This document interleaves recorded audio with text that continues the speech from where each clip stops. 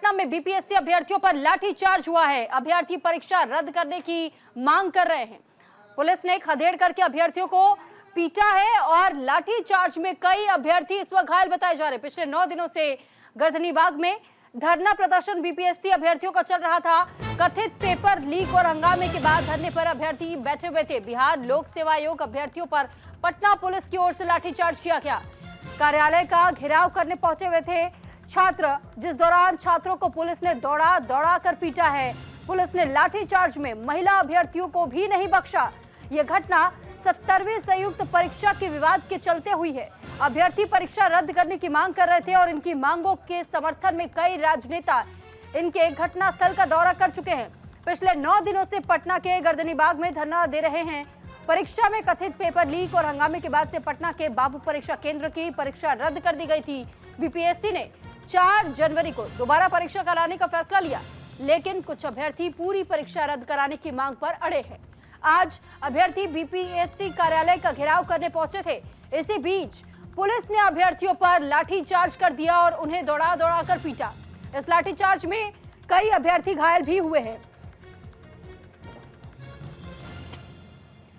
तो फिलहाल जो तस्वीरें इस वक्त आप देख रहे हैं, ये उन बीपीएससी अभ्यर्थियों की है जो कि कई दिनों से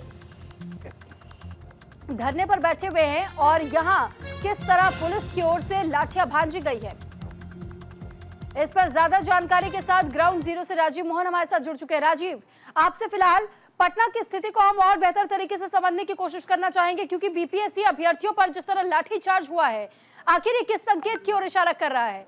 क्या समझाइश नहीं की जा सकती थी, बल का इस्तेमाल जरूरी था? देखिए, जो धरना पर बैठे हैं बीपीएससी के अभ्यर्थियों में इस बात को लेकर के गुस्सा उमड़ पड़ा है, क्योंकि कल जो है बीपीएससी के अध्यक्ष जो है उन्होंने कहा कि किसी भी सूरत में परीक्षा, उनका एक बयान आया था जिसमें उन्होंने कहा था कि किसी भी सूरत में जो परीक्षा जो दोबारा कराने की मांग की जा रही है, री एग्जामिनेशन की मांग की जा रही है, उन्होंने स्पष्ट कर दिया कल कि किसी भी सूरत में अब दोबारा परीक्षा नहीं होगी। और जहां परीक्षा में गड़बड़ी पाई गई थी, क्वेश्चन लीक होने का शक था, यानी बापू परीक्षा केंद्र जहां 12,000 अभ्यर्थी परीक्षा दिए थे, सिर्फ उसी का एग्जाम होगा, बाकी किसी का एग्जाम नहीं होगा।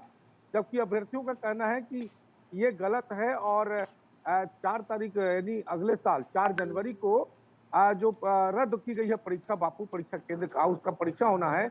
अभ्यर्थियों के तरफ से एक गुट कह रहा है कि अगर ये परीक्षा हुई तो उसका वो लोग बहिष्कार करेंगे। तो इसको लेकर के बीपीएससी ने जब ये बयान दिया, बीपीएससी के अध्यक्ष ने जब ये बयान दिया, तो उसके बाद से ही अभ्यर्थी जो धरना पर बैठे उसमें गुस्सा था। और यही कारण है कि देर शाम अभ्यर्थी जो है बीपीएससी का इस बात का विरोध करने के लिए वहां पहुंचे थे बीपीएससी कार्यालय के पास, उनके मुख्य द्वार पर बीपीएससी अभ्यर्थियों ने हंगामा किया, नारेबाजी की, जिसके बाद वहां सचिवालय थाना की पुलिस दल बल के साथ पहुंची और उसके बाद पहले इनको समझाया गया। उसके बाद फिर जिस प्रकार से पिछले बार भी लाठी चार्ज की गई थी अभ्यर्थियों पर, उसी प्रकार फिर से इनको दोहराया गया और यहाँ से भगाया गया। पुलिस का दलील ये है कि ये लेकिन राजीव, लाठी चार्ज करने की इजाजत पुलिस को दी किसने थी? एक बार सवाल दोबारा बताएं। राजीव, जो लाठी चार्ज जिस तरीके से बिहार पुलिस ने किया इन अभ्यर्थियों पर, इसकी इजाजत किसने दी थी पुलिस को? देखिए, यहाँ जब घटना हुई थी तो वहाँ पुलिस के बड़े पदाधिकारी भी पहुंचे थे, इंस्पेक्टर भी पहुंचे थे सचिवालय थाना से। और जब हंगामा होता है तो ये पहले से तैयारी होती है पुलिस की कि अगर छात्र ना माने और प्रतिबंधित इलाका है तो उनको लाठीचार्ज करना है। तो क्योंकि जब घटना होती तो नोकझोंक हुई और नोकझोंक के दौरान ही लाठीचार्ज किया गया। ये पूर्व में भी इसी तरह से हुआ था, लेकिन इस पूरी घटना के बाद जो है छात्रों में और भी गुस्सा है। और हालांकि अब वहां छात्र नहीं है, वहां से छात्र कुछ धरना स्थल चले गए हैं और कुछ जो है